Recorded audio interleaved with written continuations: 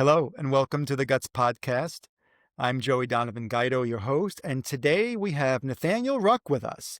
And Nathaniel is a director of business applications, analytics, and infrastructure over at Promega. But we're not going to talk anything about that kind of stuff today. The reason why Nathaniel is here is essentially for us to have a discussion about caregiving. Uh, but before we do, I also want to let you know that Nathaniel is also the owner of Ancient Willow, which is a business that provides shamanic healing services, both in person and online. He's also been a good friend for many years. And as I mentioned, he's also a fellow caregiver. And with that, Nathaniel, I'd like to welcome you.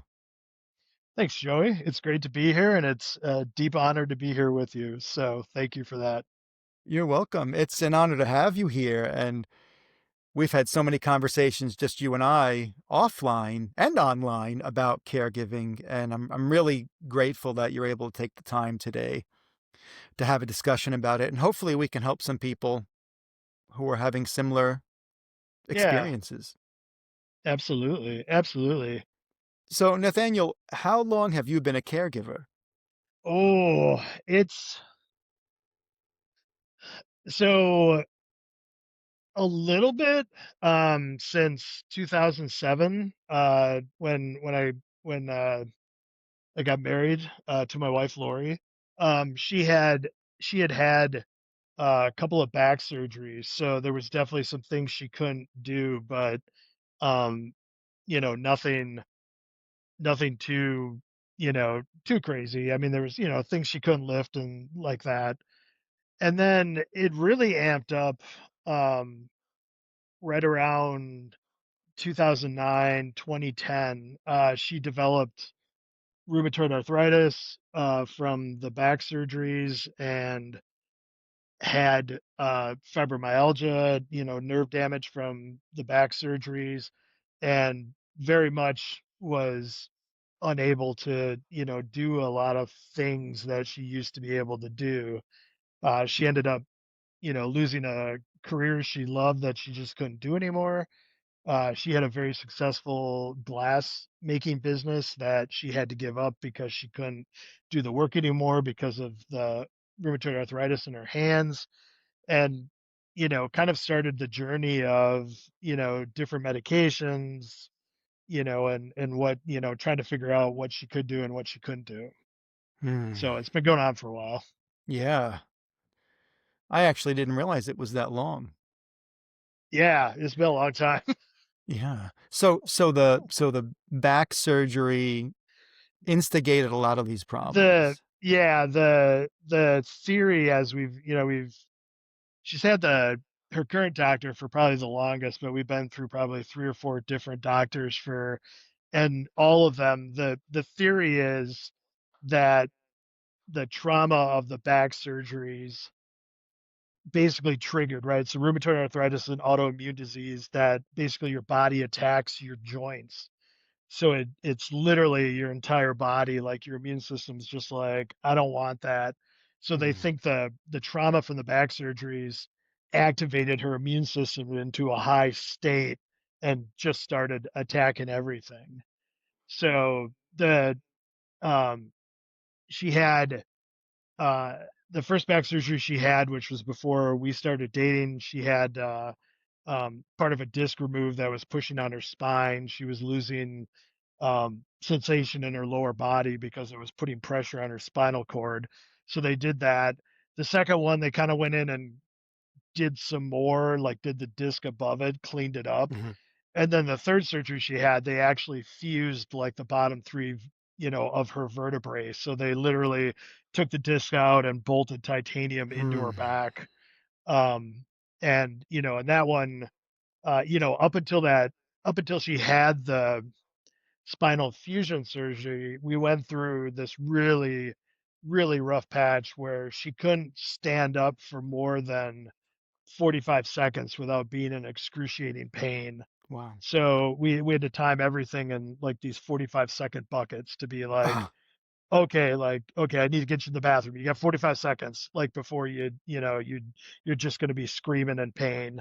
Hmm. Um, and and then we finally, that, I mean, that at least went away with back fusion, but the back fusion brings different problems. Like, okay, you can't twist a certain way. You can't, she's lost some mobility in her lower Yeah. back. So, Hmm. yeah, challenging. Yeah. And it's interesting because I got more questions for you, but you've already kind of tapped into some of them. And what's interesting is there's a real sense of loss of Lori's capabilities to do things that before all this she was just Yeah. able to do. And I can understand that as well with my situation and my wife because now she'll do 4 days of work. She used to do 5 or 6, but she's a massage therapist, as you know. But she's very limited in the amount that she can do each day and the amount of pain that kind of is in line with how much she does. Yeah.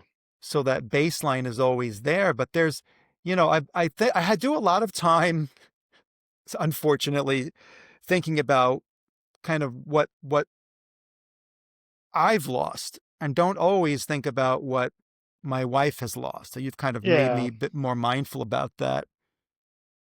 Talking about Lori. Yeah. I agree with you 100%. So, you know, right when it kind of started after she had to quit her job and, the glass business, I really, um, yeah, I really struggled. Like I was just miserable. It was because it was just like this all of a sudden, like this just it felt like just this crushing weight of responsibility that I had to do, both in terms of doing my job, kind of, paying the mortgage and just, like everything else that went with it, because the disease was so unpredictable, in terms of what she could do and what she couldn't do. Like some days she was pretty decent. She could do a bunch of stuff. And then, there'd be 2 days where it's like she's basically in bed.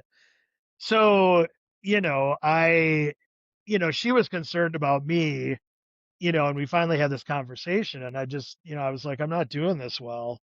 And I remember I went back to the office. We had lunch, and I just, kind of spilled my guts to her, which I remember she wasn't real happy about because she didn't want to hear that she was the root cause of kind of my own like super misery.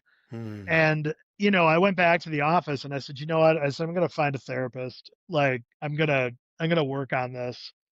Um, and found a great therapist who was taking patients and whatever, navigated the madness of insurance paying for it and all that kind of fun.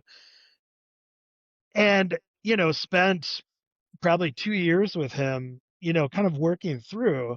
Um, and for those of you watching this podcast, particularly if you're male, I really want to reiterate: asking for help from a therapist Yes. is not a sign of weakness. It is not a sign of you're not manly. It is absolutely what you should be doing. Like, go find a therapist. If you don't click with the first one, don't give it up. Find another one. Eventually you'll find somebody that you really click with, and do the work. Like it's as important as taking care of your physical health, your mental health.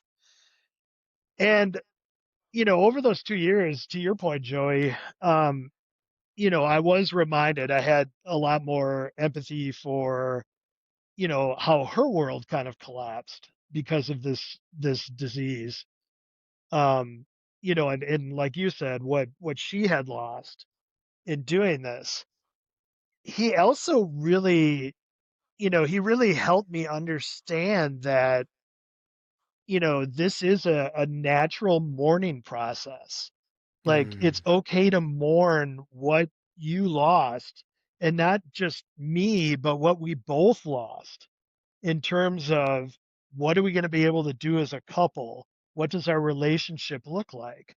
And he described it as, he's like, it's like you're playing a game of chess and somebody came along and just swiped their arm across the table and knocked everything off, and they're like, and now you're like, well, what are we going to do now? Like there's, this whole you know, kind of, just like, okay, the table, the pieces just didn't be rearranged. The entire table got Mm-hmm. altered. And you're like, okay, how am I going to deal with this? What do I need to do? Um, and being very, for me, I still remember kind of that session when we got to it about, where he told, it was almost like I needed his permission. He's like, it's okay to mourn. It's okay to, cry, be angry about what you've both lost. Now as you begin to navigate, a different chapter in your life. So, yeah. So yeah, go find a good therapist. Yeah, and that's It's well worth it. I'm really glad you brought that up because I actually just wrote a blog post about this last week. I do a lot of community events like group coaching for caregivers and things like that. And 99, and you've been to one of them, Yeah. 99.9% of the time, it's women who show up or people who identify as women. And, so the blog post is where are the men? Yeah. And I really think there is a stigma on men needing help. And there is absolutely nothing wrong with needing help, no matter how you identify. It is something that as human beings, we need support, we need help. And that's one of the things I did when Kara got sick. There were the first 3 months where I was just like, kind of what you mentioned, making sure things started to stack, right? There's the bills, there's the mortgage, there's the kids. At the time, there was Olivia the cat. And then, of course, taking care of my wife and my clients because I run a business. And so I kind of just didn't do anything for myself. And after about 3 months, realized that I was on the precipice of falling apart Yeah. if I didn't get my shit together. And so I did exactly what you said. I got a therapist. I also joined a men's group. And I started really focusing on like what is self-care to me and how can I do it in a sustainable way? Which I won't get too into that at this juncture, but just wanted to mention it to both men and women out there that self-care component is not selfish. Because here's the thing: if you're a Maserati, for whatever reason that car came to mind first, you know, or you're a brand new Subaru, with all-wheel drive, full tank of gas, brand new, and there's no air in your tires, you're not going anywhere. Yeah. You're not going to And get the job done. right, right. So then what happens is that lack of care for self turns into lack of ability to care for others or run that business or make sure that you're putting in the hours to get the mortgage paid. Because those things aren't going Absolutely. away. Exactly. uh, Yeah, 100%. I mean, people get it's interesting. I mean, I am in my shamanic practice, I'm always very excited when I actually get male clients because mm, like 80% of them are women. And I too, to your point of your blog post, I'm always like, where are the men? Because I know the men, need to do this work and I know they're struggling. And it's I'm grateful for kind of a community that a lot of times they shuffle the men off to me because I think in some cases it's easier for them. They're like, oh, well, here's another guy that's doing this work. mm-hmm, Great. Like it resonates with them. yeah, yeah, And like I said, I'm super excited when the men, some guys show up. It's yeah, because I'm yeah, like, good for you. That's usually the first thing I tell them. Good for you for showing up for something purely for you, something to help you mm-hmm, and nobody else. Like that is absolutely praiseworthy, you yeah, know. yeah. Oh, yes. Yeah. Something else you mentioned, which I'd like to touch upon more, is that you talked about mourning and that your therapist said it's okay to mourn. And I agree wholeheartedly. And my therapist told me the same. And It's an interesting concept to me because on the one hand, I find that making space for these emotions, mourning, loss, as well as other things that might feel a little bit more uncomfortable, like maybe resentment. I used to feel resentment toward my wife. And then one day I was meditating on it and I was like, wait a minute, this resentment is kind of displaced because it's not toward my wife. There's a resentment toward the disease. And for those of you who don't know, my wife has fibromyalgia as well as a list of other physical challenges. But it was that fibromyalgia that was causing me to feel this resentment. And I was wondering if you would mind talking a little bit more about what you mourn for, what you feel that loss, and how do you deal with it? I would agree with you, Joey. Part of it is very much separating the person from the disease, Mm-hmm. because you're not, and, when that anger and that resentment comes up, you have to remember, like, okay, you're not angry at your spouse or whoever you're caregiving for. You're angry at the situation or the disease itself that was, the catalyst for kind of getting you to this point.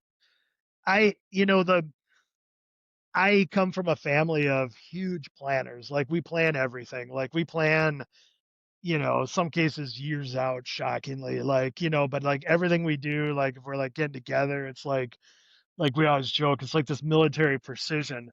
And it's what I was raised with. It was what I was used to. And, suddenly, found myself unable to plan anything with Lori because you never knew how she was going to feel in any given day, whether, or how many spoons she might have that day.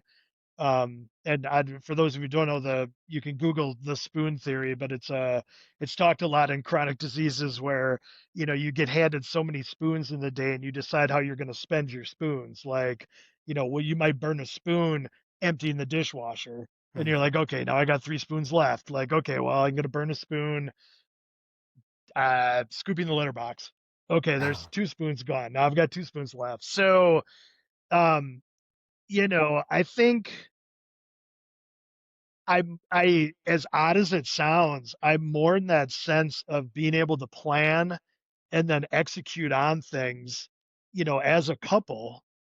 Um, and I I dealt with it very much living, learning, I guess, learning to, it sounds cliche and I apologize for that, but learning to live in the moment, like, taking it more day by day, like, okay, what oh, she's feeling pretty good today. What do we want to do? Um, how do we want to,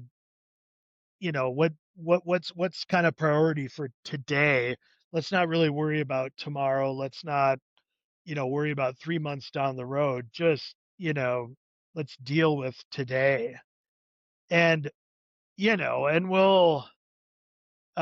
mean, we will plan, like if there's a concert we want to go see, like, okay, obviously we have to buy tickets like a year in advance. And then you're like, okay, where's we need a hotel to stay at if it's out of Mm-hmm. town or blah, blah, blah. And, we still do that stuff. And we just kind of, we don't really think about like, well, what if she feels like crap that day? Or what if, the disease is just amped up beyond belief?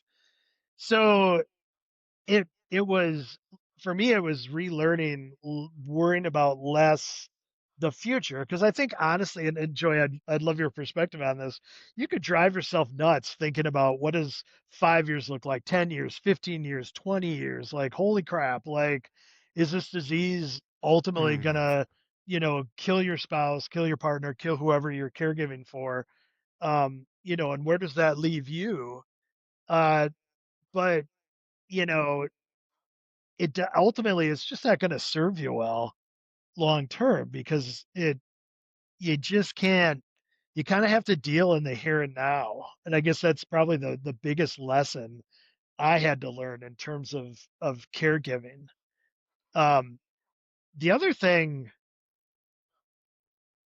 the other thing I had to learn in that mourning process was not like worrying less, Hmm. so like if I have friends that are like, hey, we want to go out to dinner, like, oh crap, well, how's Lori gonna feel? Is she be able to get herself food? Blah blah blah. Kind of had to learn to let that go. And to your earlier point, for the sake of my own self-care, like I need to see, the people in my life. I need to see my friends. I need to, do do those things for myself to keep the proverbial pitcher fuller so you can pour Yeah. out of it. So yeah, it was rewire it was kind of rewiring my brain, Hmm. like how it was, to deal with it, and it became less of a struggle to deal with. I still have my moments, and for everyone out there that's caregiver, you're always going to have those moments. You're going to have those days where you're like, holy crap, I just can't do this. I can't deal with this. And you're going to have, uh, hopefully it's just a mini meltdown, but you might have a major meltdown. It depends on when the last time your meltdown was. And it comes and goes, and that's okay. Like, you can't beat yourself up about it. um, you can be honest. I mean, you can be honest with the person you're caregiving for. You can just say, look, I'm not in an emotional space today to deal with this. I'm sorry. Like, Hmm. let's try tomorrow. And there's nothing wrong with that. You have every right as a human to do that in the relationship and just say, I can't, I can't deal with this. Yeah. Um, Yeah. and I think too that, rethinking. It's right. So okay, so we're in the holiday season. It's tough for a lot of people, right? It's not all merry, happy, happy, joy, joy. Um, because What? people think about, yeah, I know, right? Like, wait, what? Wait, that's not really. Um, and it was, and there's a lot, people feel a lot of pressure this time of year, right? You're like, oh, tree, gifts, lights, you want a nice holiday season for your family. And there's financial pressure, there's kind of society pressure of like, oh, you're the only one on the street that doesn't have Christmas lights up. Oh crap, I gotta get some Christmas lights. um which I personally don't do, because I ladders and lights, I'm like, yeah, no, like, just whatever. But it I had kind of a mini meltdown a bunch of Christmases ago. I'm like, oh, we gotta get Christmas cards out and all this stuff and the tree decorated. And we sat down as a couple and we kind of just retooled, and we basically said, look, I'm like, this year we're not sending out Christmas cards. I just don't have the emotional I capacity remember that. for it. Yeah. Yeah. And I was just like, all right, we're not doing that. Our Christmas tree, we put the lights on and that was it. We didn't put any ornaments on it. And I'm like, you know what? There's nothing wrong with that. It looks beautiful at night. And, it's in like a bay window that Hmm. overlooks the street. I'm like, that's fine. I don't need to do anything more to that tree. And we did like a really minimalist kind of decorating for Christmas. And I remember that year, like, it it felt okay. Right? Like I Hmm. let that go. Like I almost um like the pressure release valve on, like, when Yeah. if you've ever canned, like, right, like you gotta hit the pressure relief valve and the steam blows out. Hmm. It was it was giving myself the space to be like, why am I putting all this pressure on myself? Like, it doesn't really matter. Like, and I almost everybody I would send Christmas cards to are, I'm since I'm of that generation, I'm friends with on Facebook. So Uh-huh. I'd literally just posted, we didn't send cards, but we hope you have a great holiday season. Love you. Yeah. And And this that was it. No, this I remember this, and what you brought Yeah. up a lot of really good things that I wanna chime in on what you asked me to chime in Yeah. on about earlier. Please. But first, before that, what you just described is something I will experience sometimes, and it's a fixed mindset. Like, Yep. we've been conditioned, like, to I mean, it's one example with the holidays and the trees and the lights and the gifts and the cards. But what I find is that sometimes I feel so burned out that I feel so reactive. And this kind of ties back into something I'll talk about more in a minute, which is kind of like that worry about the future, right? We can get so worked up about worry or fear, like, is my spouse going to die? What's going to be? Is she going to get worse? Is she going to get better? So we're kind of propelling our minds, right? This is what happens quite often to human beings. And so, but I notice sometimes I'm like, oh, I just got to do it this way. And either I'm mindful enough to take a step back and take a breath and say, no, I don't. Or one of my kids or my wife will be like, why? Why does it have to be that way? And then I realize, oh crap, I'm like in this fixed mindset, very rigid. And then all of a sudden, it's like, oh, okay. Because now I'm observing that fixed mindset, right? I'm not drowning in it. And I can say, yeah, that actually doesn't have to happen right now. That actually doesn't have to happen ever if the lights don't go up. So that was one thing I wanted to thank you for bringing that up, because I think that's really important, especially as we're adjusting, as whether we're caring for a child, an elderly or sick parent, or our partner. It's one of those things that there is this adjustment, and that adjustment, if it becomes less resistance and more acceptance if we can be more flexible and take away that guilt of, oh, I'm not doing this. Like for me, it's like I don't get as many hours done each week, and I run my own business, so less hours means less income. But it's like, okay, that's how it is. you know? Absolutely. The other thing I wanted to answer your question, we were talking earlier about kind of like being in the moment more. And I don't think that's a cliche. I think it can be looked at as a cliche because we hear it a lot in our Yeah. culture, but hearing it and practicing are two different things. And this is why I became a certified teacher of presence. I actually took an Eckhart Tolle course for 6 months to help learn about this more, and why I study with Eckhart and with people like Ram Dass, because ultimately this moment is all we have. Yes, we're going to feel worry. Yes, we might feel fear about how things are going to be, whether it's about our spouse, whether it's about, well, what if my job goes away? Right? Look at all of Yeah. these workers in the government who, I mean, that's job security, right? And all of a sudden Yeah. they're unemployed. Yeah. So this is the kind of the crux of a lot of how I find how to deal with this stuff is it's kind of like a lasagna where yes, we're accepting as best we can what is, being in that moment, right? We're acceptance as best as possible. And also making space for the emotion, whether it's mourning, whether it's loss, whether it's anger, fear, whatever it is. And this for me was big, like realizing that, hey, you know what? I can feel an emotion and be okay and in the moment at the same time. It's not one or the other, it can be a blend, which Yeah, to, absolutely. yeah, it was mind blowing to me. Yeah, and it's yeah, and I love what you said. You you don't wanna stuff the emotion down Mm-hmm. and not feel the emotion. You absolutely need to acknowledge it in the moment, but you can't let it control you.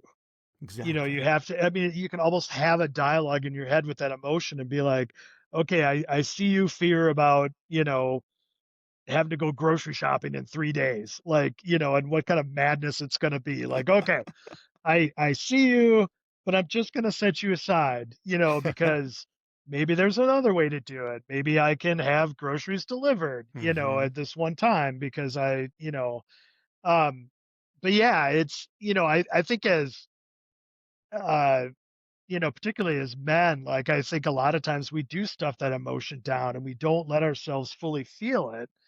And then what happens is it just builds up in you. It just builds and builds Yep. and builds until it hits a tipping point and you're just like, Right. You explode. Yep. yep, you explode. So yeah, I love that. That's a great way to put it. Like, be in the moment, acknowledge that emotion, and then, yeah, just be like, "All right, let's kinda set that aside, like, no big deal.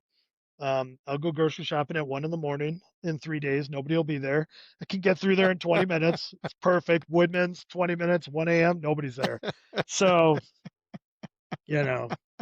Yeah, totally. And that's you hit the nail on the head there too with men. It's like that suck it up, be a man Yeah, attitude. And that's that's a conditioned way of thinking that I know we grew up with, but I think that might have been in place even before our generation. And it's, you know what? That that is a disservice to anybody who feels that's what they have to do, because what happens if we bury it? People become alcoholics, people become addicted to drugs or gambling or yep, sex, yep, right? Or they become shopaholics to cope. And or they start exploding at the person they're caregiving for, right? There's all this anger and resentment that builds up. And what I've learned is that people who don't find a way, whether it's through working with you, through shamanism, or someone with my wife through shamanism, or yep, massage, or self care, as these emotions continue to get kind of compressed and not addressed, it can lead to serious illness and yeah, self-imposed trauma, right? So it's important for us as men to get the word out there that, it's okay to feel, it's okay to cry. I think crying is one of the biggest strengths I have. yeah, absolutely. It's certainly It's not it growing hair.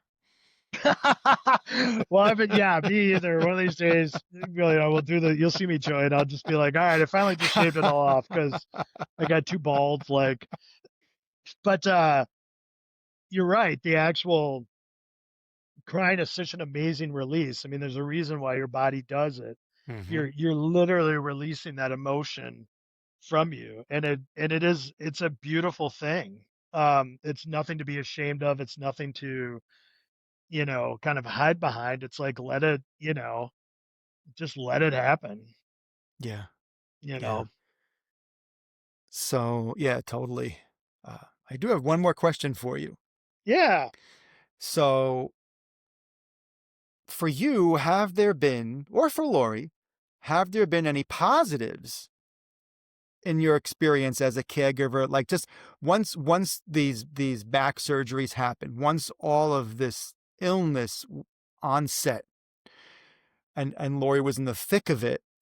You've been going through this for over 15 years now. What what what are the positives that have come?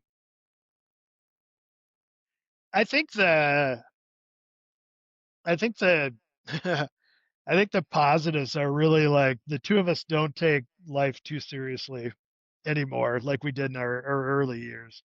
Um, I think we, again, try to take things as they come, try to be very realistic. Um, I'm a huge fan in our relationship. We've learned to, if someone's talking about something, we've kind of learned to say, like, "Well, do you just want support or do you want advice? Like, are you looking for solutions or do you just want support?" And that's helped to kind of Hmm. smooth a lot of things out because you're like, okay, yeah, if they're just like support, you're like, I hear you. And yeah, Make space. Yeah. yeah, make space for it. Um, yeah, I think I mean, to me, the biggest thing is, yeah, we just don't, we don't talk about 10 years down the road, 15 years down the road. We're just like, all right, well, what do are you going to want fish fry on Friday? Okay. Mm-hmm. Yeah. Mm-hmm. Try to keep it.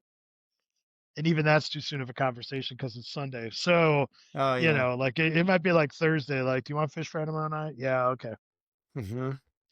So yeah, I think that's been a real positive for both of us as we've kind of learned to navigate this together and kind of deal in, um, yeah, an unpredictable disease, basically, Yeah. So yeah. Yeah. I would All agree with right. that. And it's interesting because my question a lot these days is, and I wrote it down so I didn't forget, is what can we do now? if there's a challenge or there's more pain that day or whatever. It's like, because, and this kind of brings us back to being in the moment, because if we look backward, I can easily lament of things that I could have done differently or things that happened that maybe have caused challenges. If I look to the future, same deal. If we start looking too far out, it can feel overwhelming. So I'm like, what can we do now? Is there anything we can do now? And if Yep. there is, what's the first step? And if there's not, how much acceptance can I and grace can I put into this moment? Yep. Absolutely. But, 100% agree. for me, there's interestingly been a lot of positives. One is, I don't know if we would have ever become friends if you didn't know my wife beforehand, and we kind of had that common ground of being caregivers, both of us, to our wives. So a lot of similarity was there. So having a brother from another mother has been a great gift to me. And the work I've focused on to be more okay than I was, studying Eckhart, studying Ram Dass, learning about self-care and what works for me and what I don't want to do. I don't want to join a gym. I don't want to be with a bunch of sweaty people. I want to go outside in nature. Even it's like 6 degrees right now, I still might go out. Yep. Heck You yeah. know, and there was a point, which where I was on the cusp before I was taking care of myself, where there was an opportunity where I might have become an alcoholic. Yeah. And instead I realized that moment before it happened, when I was on that road, it was like, hey, you know what? No, this is not Yep. what I'm going to do. So what do I need to do to choose a more positive road? And I think we face those things a lot, but I think as caregivers, when that illness hits somebody, whether it's ourselves or a loved one, we have to be very intentional about the path and really get that help that you've mentioned. Yep. Beautifully Yeah. said. Oh, Beautifully thank said. you. Uh, Absolutely. yeah. So on that note, I think we'll just wrap up. Yeah. Wonderful Sounds good. conversation. Yeah. And so, what I'd like to say to listeners or viewers, if you're interested in learning more about what Nathaniel does with his shamanism, or would like to book a shamanic healing session with Nathaniel, where can they go to find out these Yeah. things? The easiest thing is just I do have a website. Um it's www.theancientwillow.com. And on there you'll find an email to get hold of me. It kind of describes the kind of different techniques we use. I do Zoom sessions, which are just as good as in person. I live in kind of rural Wanakee, so I practice out of my house if you want it in person. Um, yeah, feel free to drop me a line. Even if you just got questions about this podcast, feel free to shoot me an email and I'll respond back. So beautiful. Wonderful. Yeah. Nathaniel, thank you. Thank you, Joey. This has been great. So it's always Yeah. good to connect with you. What a pleasure. Many Yeah, blessings thank to you. you. Many blessings to you as well.